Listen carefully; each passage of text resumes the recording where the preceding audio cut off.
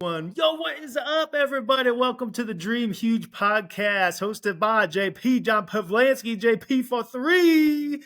Basketball season is back, baby. You can catch JP on the hardwood when he's not selling real estate, having record monster months, month after month after month. Call JP John Pavlansky for all your real estate needs. What's up, JP? What's going on, my man? I'm excited to talk some real estate today. And yeah, as Pete said, hoops are back, baby. NBA's back, and every Wednesday I'm in the gym 7 to 9. So 7 to 9 on Wednesdays, I'm unavailable, guys. It's my hoop time, cardio time, baby. So Love it. Gotta have excited for this guest. Pete, how are you doing today, my man? I'm excellent as always, man. Having fun, loving this business of real estate. We're passionate about it. We're obsessed with real estate. We love talking real estate. That's what the podcast is all about, talking to movers, shakers, influencers, real estate investors, huge dreamers all over the world. So we have Adrian Castaneda with us today. How you doing, Adrian? I'm doing good, Pete. How's it going, John? Nice to see you guys again. It was good meeting you guys this week, and I'm excited for this opportunity. Yeah, man. Thanks for coming on. Man. Excited to talk some real estate. JP introduced me to Adrian, and Adrian is a real estate investor originally out of California, now lives in the Columbus area, and we actually met up. He's looking to do some investing in Mansfield. So we thought we'd bring him on the podcast, and he's a creative real estate investor guy as well. So hopefully he can share some stories with us. So Adrian, tell us a little bit about yourself and what it is that you do. Oh, thank you. Obviously my name is Adrian. I'm from Los Angeles, California area, specifically Pomona, California. I grew up there, graduated high school there. In 2006, I joined the military straight out of high school and shipped off to the Army. And ever since, I've been stationed in Fort Hood, Texas. I went to Iraq. I went to California in the Army Reserves, and I moved around to the Bay Area, and then now I'm here in Columbus. So excellent. Salute. Thanks for your service, sir. That's been my journey so far since high school. So how many years have you been in? I've been in since 2006, so that's close to like 17 years, I believe, if my math is correct, around there. Is 20 the magic number? Yeah, it flew by quickly. Yeah, 20 is the magic number. This time flew by, and I'm ready to replace my income with passive income. Yes, passive income. Amazing. You're doing that through real estate. Yes. Financial independence. So Adrian. Exactly. That's the goal. Get out of the rat race, Absolutely. So Adrian, what kind of real estate investing have you started on? I know you've told me and Pete when we had lunch earlier this week, but what things have you started on? Where did you first invest at? Where do you have properties? How has this journey progressed for you? And tell us a little bit about that, and tell us where you are now in the real estate investing world. So my real estate journey started back in 2008, and it was almost accidental because one of the benefits of me joining the military and being active duty at the time was be able to use the VA loan. And obviously that provides a 0% down payment. And I remember my dad always telling me, whatever you do, just always buy real estate. And that just stuck with me. So right before a deployment in 2008 to Iraq, I bought a duplex in Harker Heights, Texas, which I still currently own. I bought that for about $108,000 back then, and right now it's worth about $256,000. So that was my first multifamily home, and then from there I made it a point that every time I would PCS, which is a permanent change of station, where you relocate to a different duty location, I didn't want to pay rent.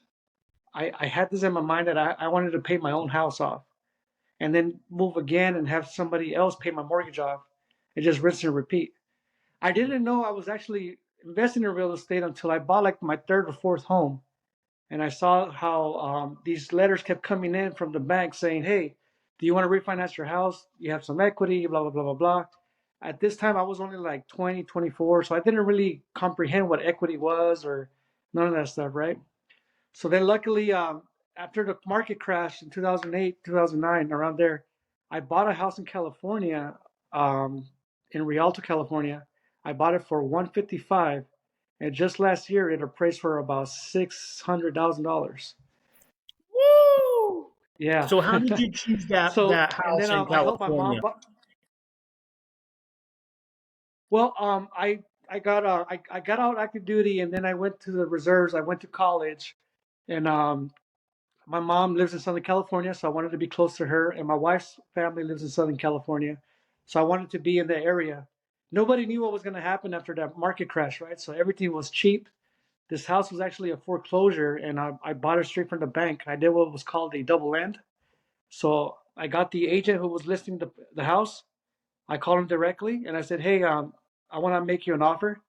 And he said he had about 40 offers at the time, but I was the only smart one to use that same agent as the dual agent.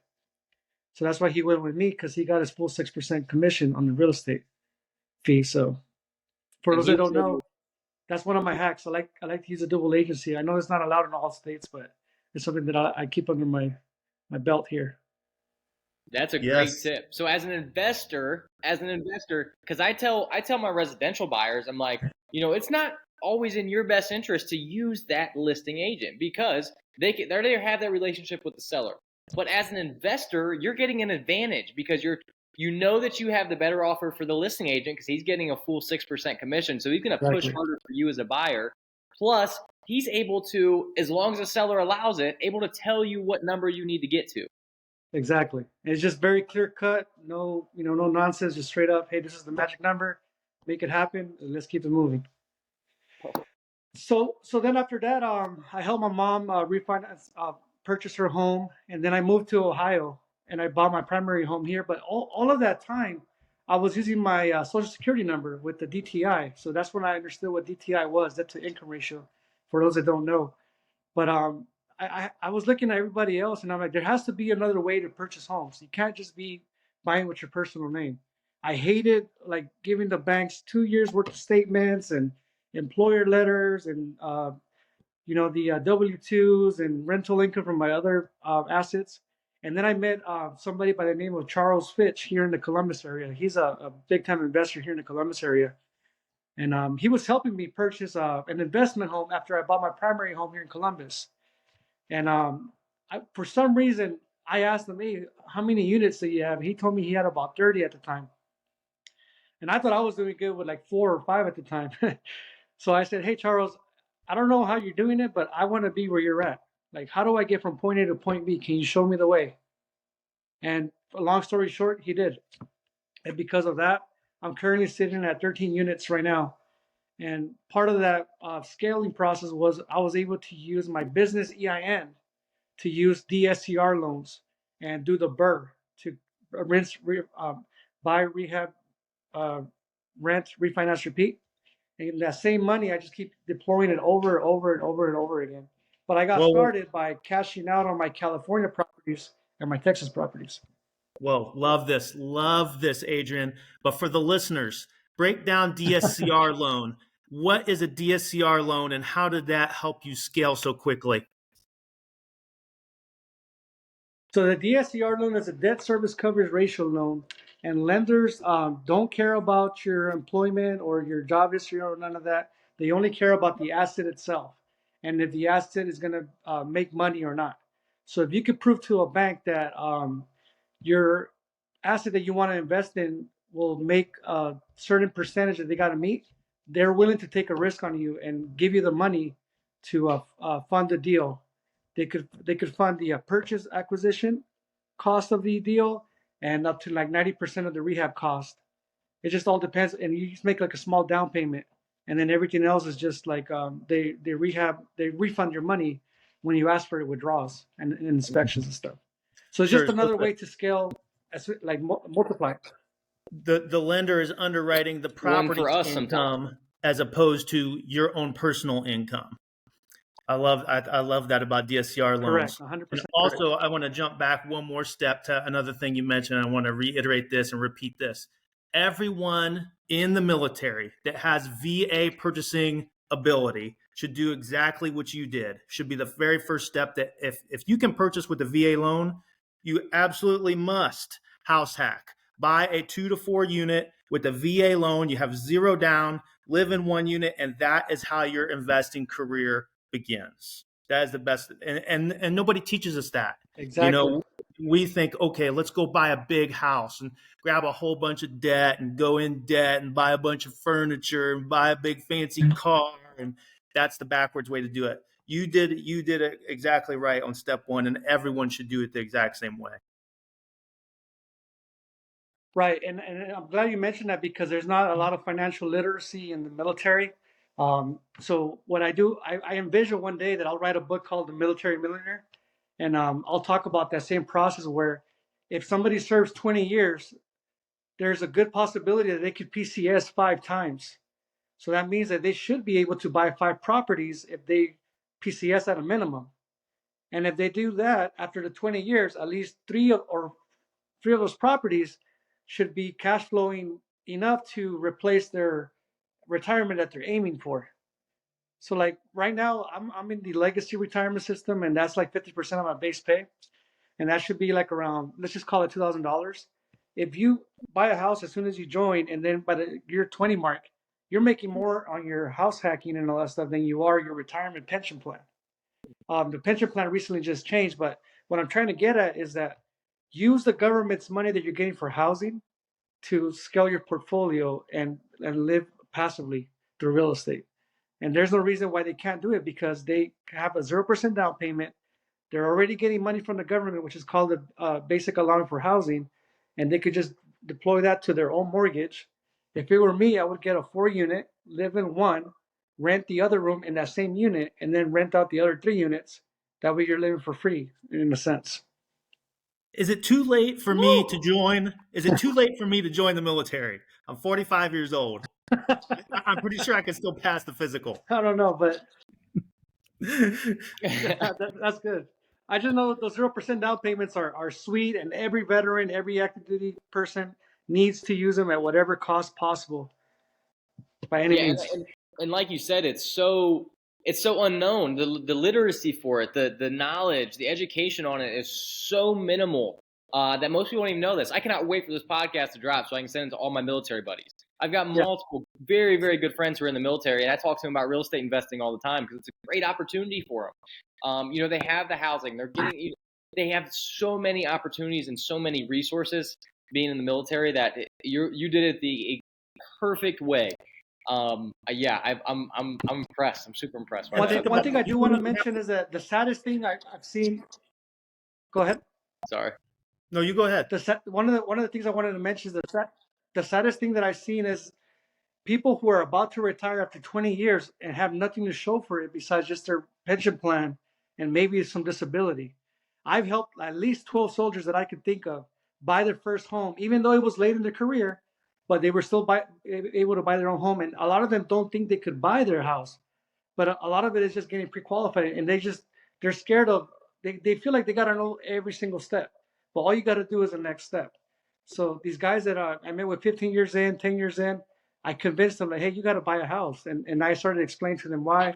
I talked about equity, monthly cash flow, the tax benefits, and the mortgage pay down. And if they were to PCS, they're worried about, I don't want to rent my house, or it's going to be a hassle, et cetera, et cetera. But you got to see this long term. And that's where I've been able to reap those benefits. Here's the other great thing about this method. The military has already scouted out the cities for you. You're investing in cities that have military bases in them.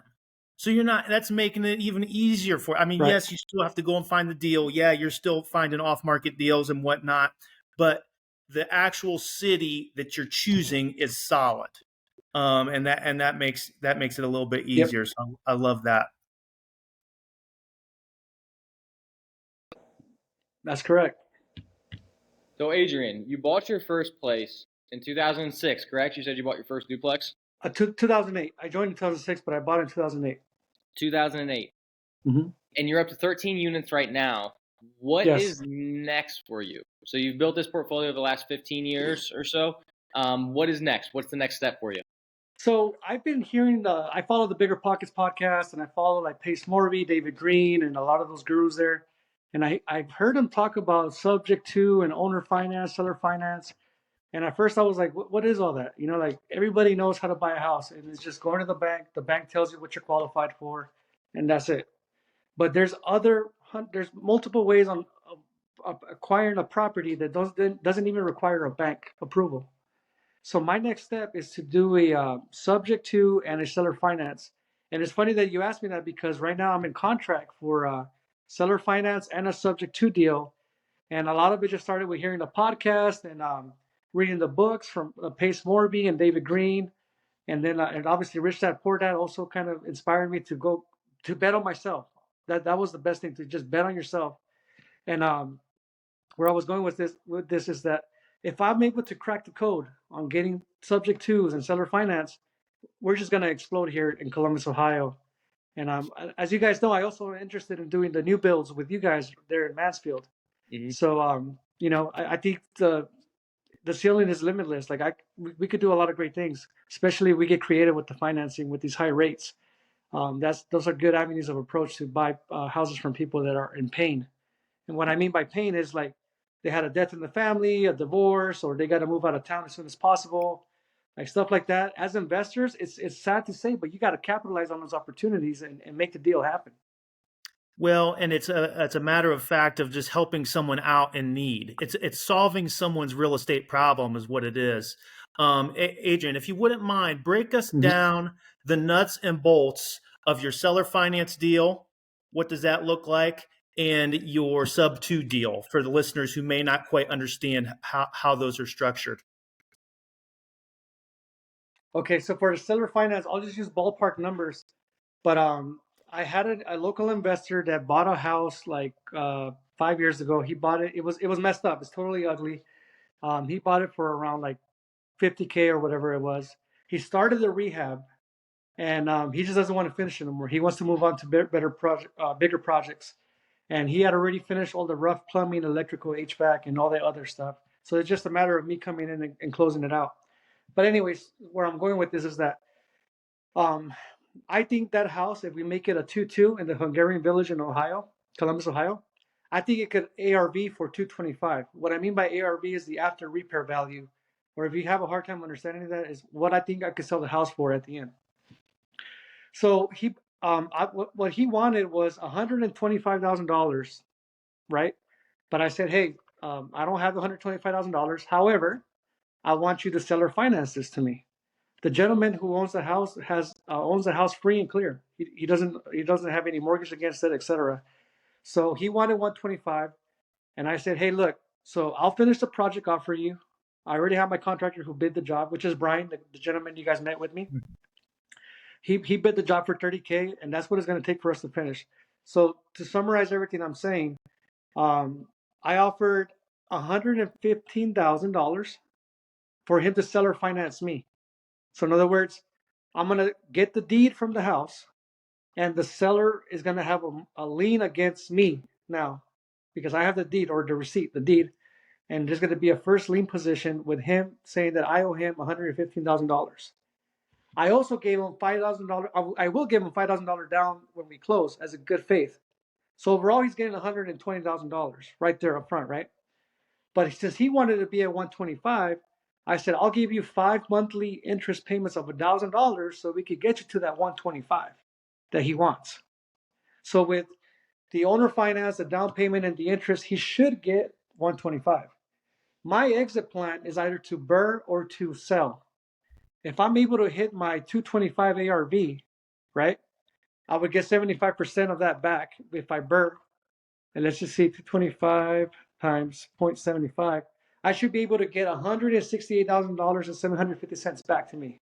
And then what do you do with that, Adrian? Then what do you do with that for the listeners? So with that, I gotta pay for the rehab cost, which was $30,000 for Brian, and then the original 125 that I owe the seller to clear off the mortgage note that he has against me.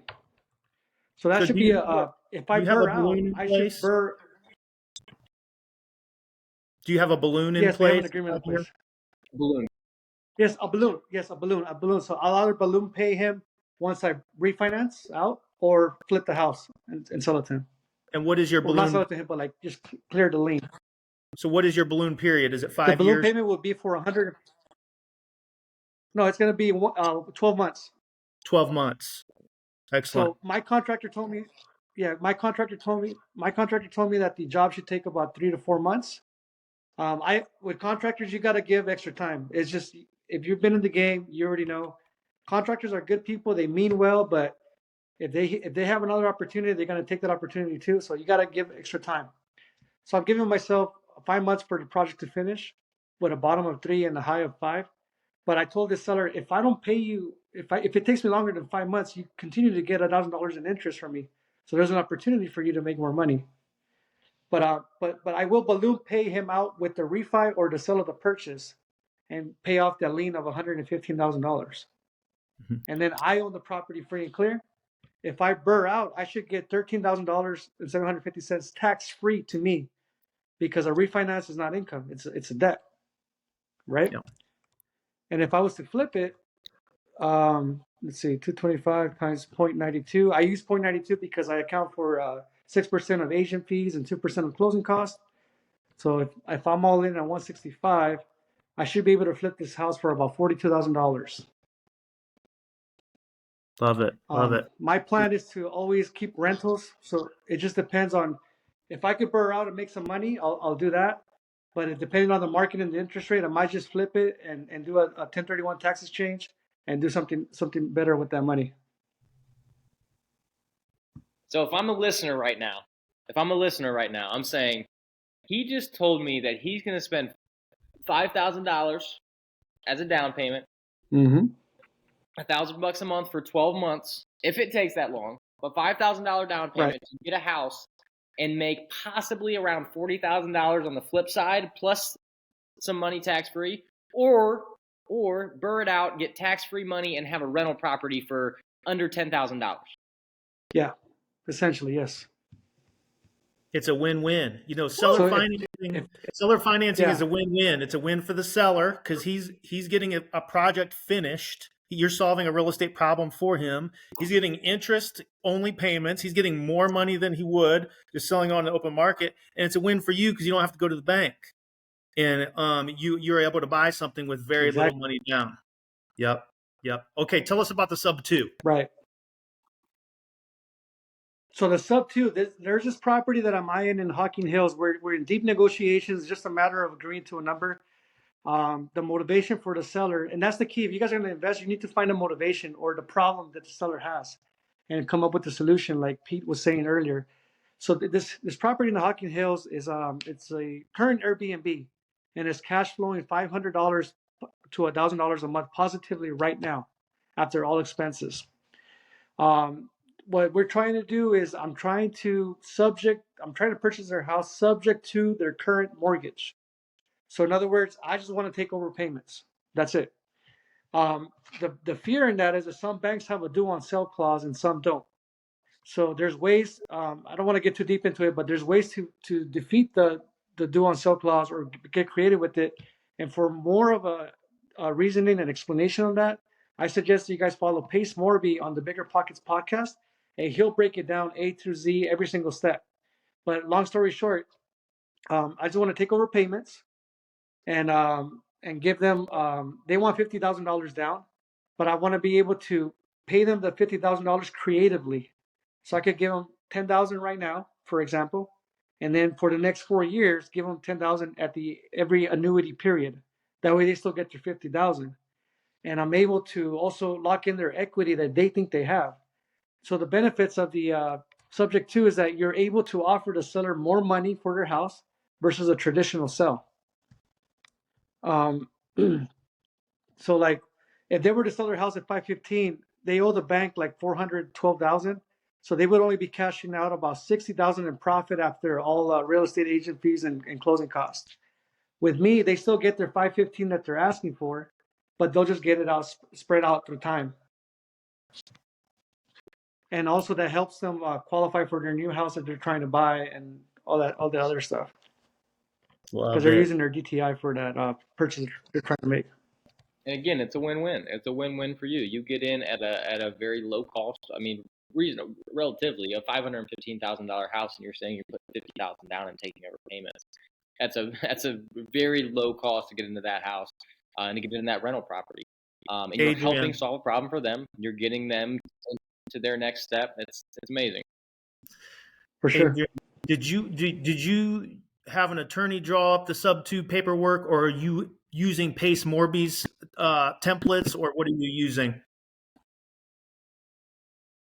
So me, I know that I'm not the expert at that. So I went to the Pace Morby free page that he has on Facebook. You can join it for free. And in there, you could ask questions like, hey, who knows of a title company that does subject to or specializes in subject to? So I found a company here in Columbus called Access Title, and they do subject twos for days. They know it inside out. They know the system, and it goes back to what I was saying. You don't have to know every step. You just got to know the next step. So I just tell them, hey, this is what we're trying to do. Solve that issue, make it happen, and that's what they specialize in, and that's what they'll do. Awesome stuff. Okay, so to recap for the listeners and the viewers, if you're looking to get creative, you've got seller finance. If the property owner owns the property free and clear, you can use seller finance as a weapon. Yep. If the property has a mortgage on it and they may be underwater or close to being underwater, you can offer that subject to. And that is how you solve two real estate problems. And another thing we didn't touch on, another benefit for the sellers on the seller finance deal, is that it helps them ease their tax burden by selling seller finance. They don't have as big of a capital gains right up front. They can defer that out over time. So that's another advantage when offering a seller finance deal. Yeah, for sure. It's definitely a lot to learn, but the way I started my baseline and the foundation was reading the books from Pace Morby and the Bigger Pockets books that they have out there. You want to have a good foundation, and then and with social media now, you could ask any question. There's somebody willing to help you because they were at your shoes at one point. Everybody started from the beginning. There was nobody that was born with all this knowledge. They had to learn through trial and error, and you can't let that scare you to not be the best version of yourself. Absolutely, absolutely, man. And I've heard you mention it, man. I've heard you mention finding mentors, and that's what you just said again. Yeah. How important for the listeners out there? How important? I know it because this guy right here on the other side of you, Adrian, has been a massive mentor to me. Okay, Right. How important is it to have good mentors around you that have done the things you're looking to do? So, John, this is how I look at it. At first, I was very stubborn, and I was trying to figure it out on my own, and read all these books and read all these podcasts and all this stuff. But you know what's that doing? Is wasting time, and you're wasting opportunities, you're wasting deals, and everything's going bypass you. But when hiring or working with a mentor, you're getting the expressway to your financial freedom. So like think about it, if you go to Disneyland, you could wait in the 3-hour line if you want, or you could get that fast pass to where you want to be.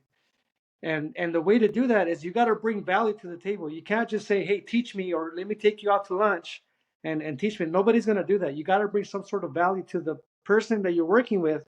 That way you're an asset to them. And if you do that, they're willing to share everything and anything they know. And that's the secret to that. You got to get the fast pass. Absolutely. Got to get the fast pass. I love that quote. I love that quote. Got to get the fast pass. No, so with that being said too, dive in just because I have kids all the time reach out to me about real estate and real estate investing. And obviously you can't mentor every of it. You can't mentor all of them. You can't show them all the way. But the ones that actually get it and actually want it, those are the ones that I put my time into as a mentor as well. So what kind of value are mentors looking for? What kind of value did you add to your mentors that made them want to work with you? So my mentor now, I was one of the few that started when he first started the program, like his coaching mentorship program. I was one of the few, but I was the most aggressive, and I wasn't afraid to ask any question about real estate. Like I asked him, hey, I might have asked some questions that were like silly for him to answer. Like, dude, are you seriously asking me this? But I had to ask to check the block and make sure that I knew that going forward. So what we did is he started expanding, and I made a recommendation video, kind of saying what I told you guys now. That at first I was being stubborn, I had a lot of pride, I wanted to learn on my own and figure it out on my own. But with his mentorship, I was able to just learn from his mistakes. And now I wasn't doing those mistakes because those mistakes cost you a lot of money if you don't know what you're doing. Everybody wants to do real estate until it's time to do real estate, if you know what I mean. You know what I mean? Oh yeah. So like it's not easy. It's hard, and you will take some losses. You will take a lot of big wins. But what you're trying to do with a mentor is trying to reduce your risk of losing money and be profitable.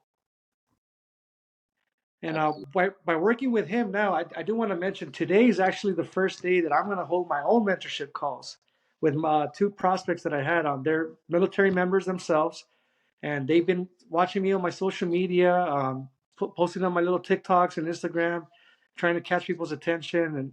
And they know that I raise private money and stuff like that. So tonight I will have my first call with my guys, and I'm pretty much going to hold their hand through the process and make sure that they become investors and eventually replace myself and have them do their own journey and start from there, you know? Amazing. Yeah. Amazing, man. I'm shooting you a follow right now. I'm hopping on Instagram. I'm shooting you a follow as we speak, man. Okay. Me too. Is it Adrian Castaneda? And I also, no, actually it's in Spanish. I do probably have to change it eventually, but my goal eventually is to also start a Spanish-speaking mentorship community because there is a lack of knowledge on the Hispanic side for real estate. And my goal is, or dream is to just start a program for them to be able to expose them to the opportunities that are out there. My Instagram is El Compa Cas, so it's EL_COMPA_CAS.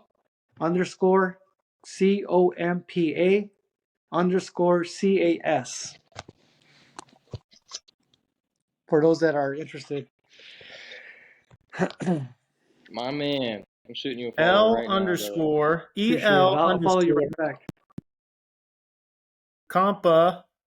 COMPA. Yeah. Another underscore. Compa in Spanish is like it's like buddy, like friend, like in Mexico specifically. Okay. So, and what's after the reason why I didn't want to get all fancy is because what's that? Sorry, I think Pete's a bit behind us. Gotcha. El Compa Cas. What'd you say, What Pete? was that? Yeah, El Compa Cas.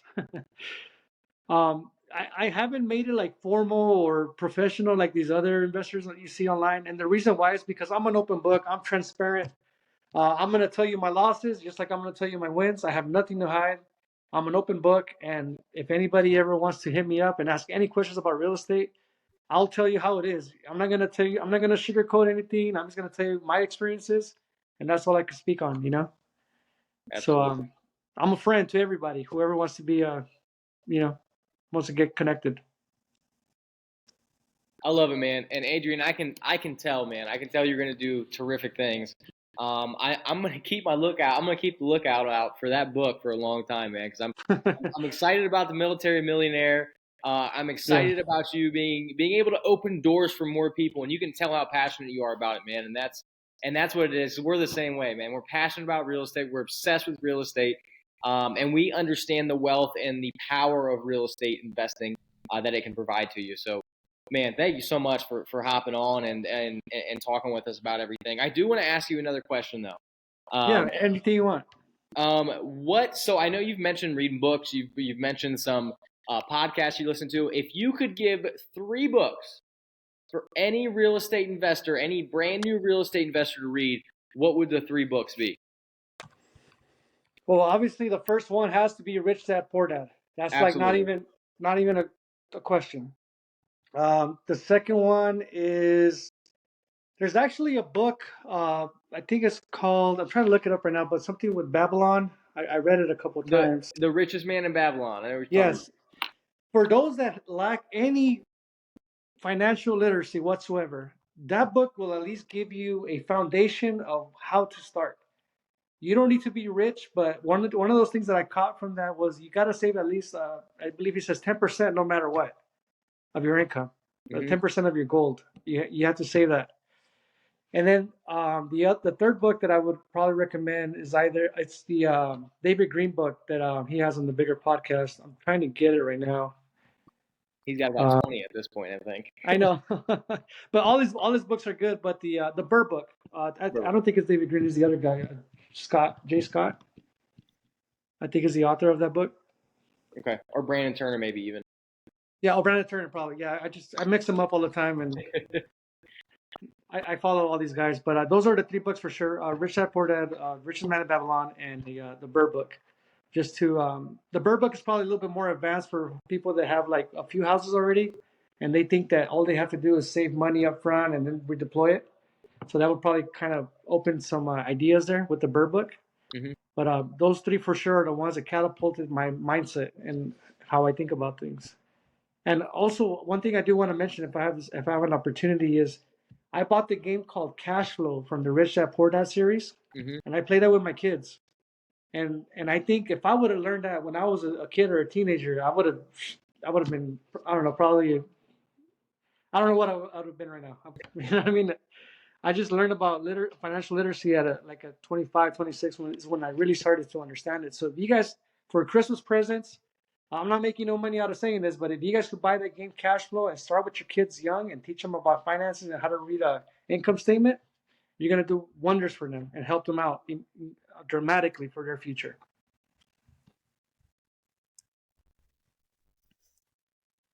Love it. Yeah, I'm sorry. Hopefully, I don't come across behind on the actual recording here, but man, you guys are coming through loud and clear. Adrian, excellent stuff. Man, we're up over 36 minutes already. Awesome podcast. Thank you for your time, Adrian. One more time, your Instagram for folks to follow. It's EL_COMPA_CAS.